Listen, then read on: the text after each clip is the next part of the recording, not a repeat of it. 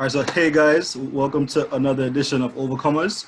So my co-host Marsha Ray, and today we have Anissa Blair with us. Hi everyone, how are you guys doing this evening? Doing pretty good, And yourself? Good. And you? Oh. I am doing well. I have had a lot going on, but we'll get to that later. I don't want to overstep my boundaries. So I'll let you guys do that questions and I'll do the answering. Okay. All right, so just to get started, would you mind like giving us an idea of what your upbringing was like? Like how was Ooh. You know, if I tell you all the gritty details, it's gonna sound like I need a therapy session. So let me therapy.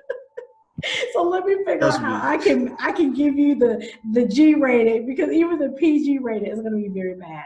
But anyway, I'm always about being transparent, because you know what, if I can help somebody, that's always the goal. So definitely. To give you some insight on my history, I like to call it, because past sounds so old. I was raised in a two-parent household, but I was raised by a stepfather. I always, my parents divorced when I was 2. But the realization of not knowing who my father was, because apparently, I hear 2 different sides of the story as far as when my father says what happens, when my mother says what happened. But the bottom line was he wasn't there. And when I was about 12 is when it really hit me, like, okay, my last name is Blair, but I really don't know who that is and what that means, right? So I went through this really bad period where I didn't know who to be angry with. I didn't know whether to be angry with my father or to be angry with my mother, because everything, all the outside noise I heard coming from her was from 2 different sides. Yeah. And actually, I didn't have 2 different sides, because he was gone. He was totally ghost. So all I heard was the angry black woman, coming in like, he ain't this, he ain't that, And then when you were effing up, that's when she liked to claim you were acting like your daddy. But I'm like, I don't know how I'm acting like my daddy, but I don't even know who he is, right? Exactly. So it was tough. And so the way that I got through that was by writing. I mean, I started off writing letters to God. I know my mother hates when I tell this story about how much I hated her, like, because she was so hard. Yeah. And I just, and when you're 12 and you're in what I like to consider 12 years old is that in-between stage. Pre-teen. Yeah. You don't know what you are, what you're gonna be, and everything is just like a jumble of emotions, and you don't know what way to go. And to add that to it was like, I didn't know what to do. So as time progressed, writing became my outlet because I was the only child on top of that. So I didn't have you had no one to kind of like lead. No. Yeah. And my mama was, I can tell you, you guys can probably relate, was the epitome of the angry black woman. Like, even to this day, when I bring up my biological father, she like, I'm like, seriously, I'm almost like 48, and you still mad?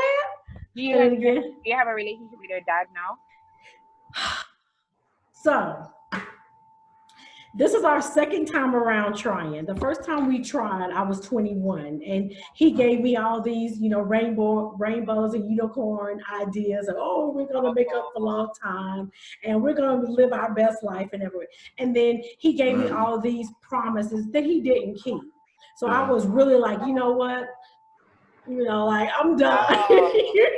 What? How much more can I open myself up for the disappointment? To be let down, exactly. To be let down. And I like to always say, I had a stepfather, so I'm not going to try to play this role me like I wasn't raised in a 2-parent household. But you know what? There is a distinct difference when it's not your father. Your father. Not that he wasn't a father figure, but I knew that I wasn't his child. So that also adds a different stigmatism to it. You know what I mean?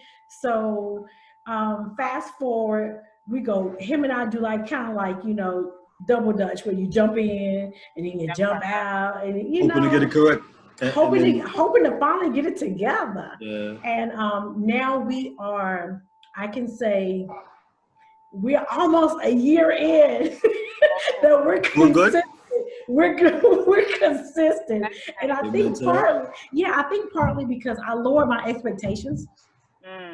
Because it is key because I went in with the mindset that he was gonna make up for 20 plus years that he was gone, and I reverted back to being that little girl.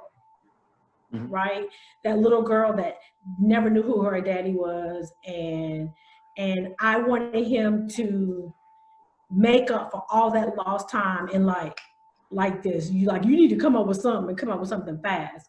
And so when he started not following through with, it's like a disappointment.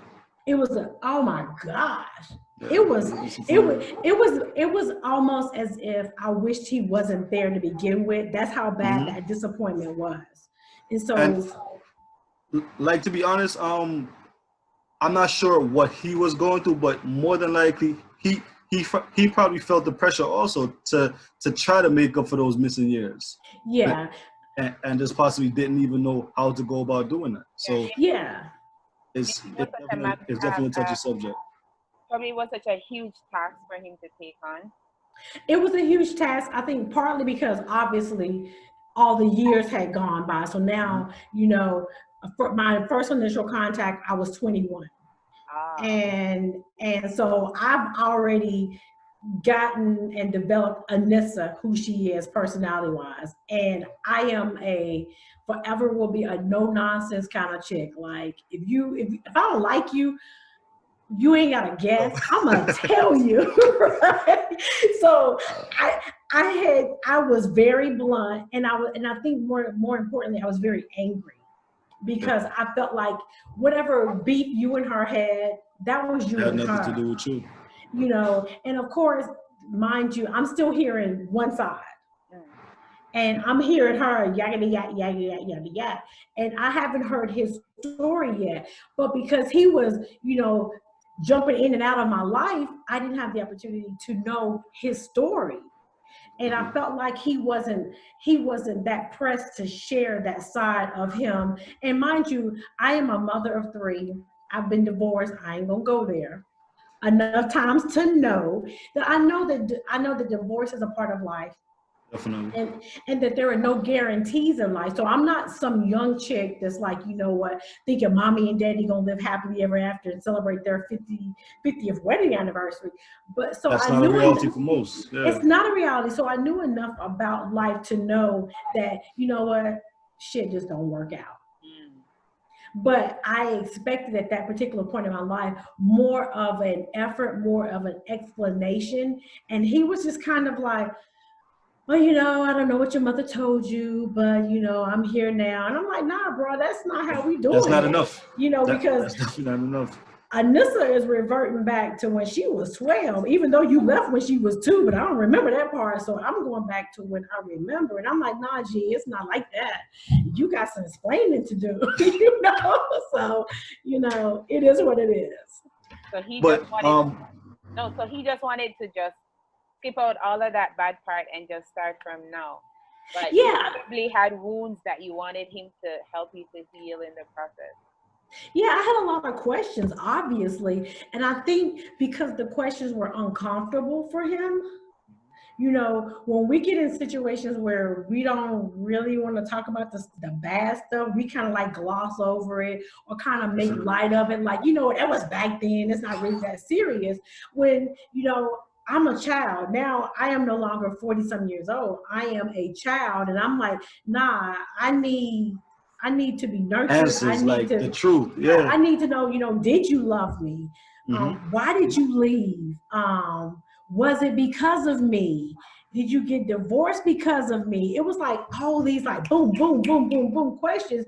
And old boy was like, you know what, nonchalant. That was a long time ago. And I'm like, nah, that's not what we're doing right now. So, so that was an epic failure, obviously, because I had expectations that he was not prepared. And I think that, he was at a different point in his life where he found out where I was, because that's a whole nother sort of, back in, I was born in 72.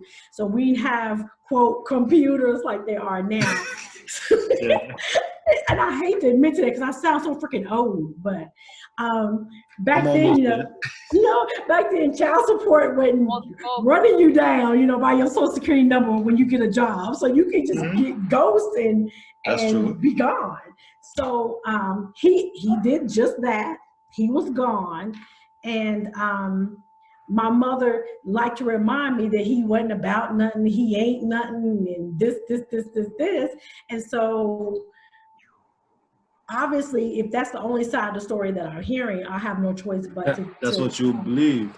And like, even with that, like I always tell persons, like, try not to set expectations of persons. Like, it's best to just accept them for who they are, because if you set expectations, you'll be disappointed majority of the times. But Andre, you do realize that that is almost impossible. True.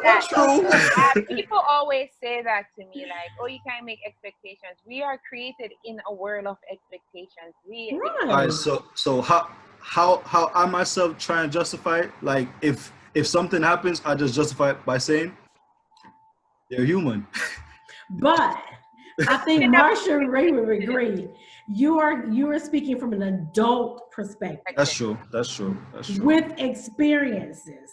Now you have to, if you could possibly revert back to being 10-year-old Andre, that expectation is going to be totally different. Yeah. Right. So Anissa was no longer at that time, I was 21, then he jumped back out, and and now here I am 47, and it's like now we're starting over again.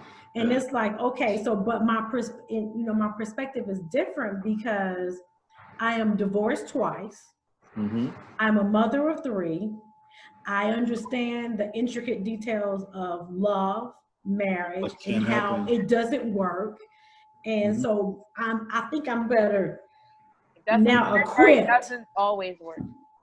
Right. I'm more equipped to understand how life happens and how what you thought was going to be the happy ending wasn't necessarily the happy ending. Experience is definitely the best teacher. Ooh, it's brutal. I'm not going to lie to you.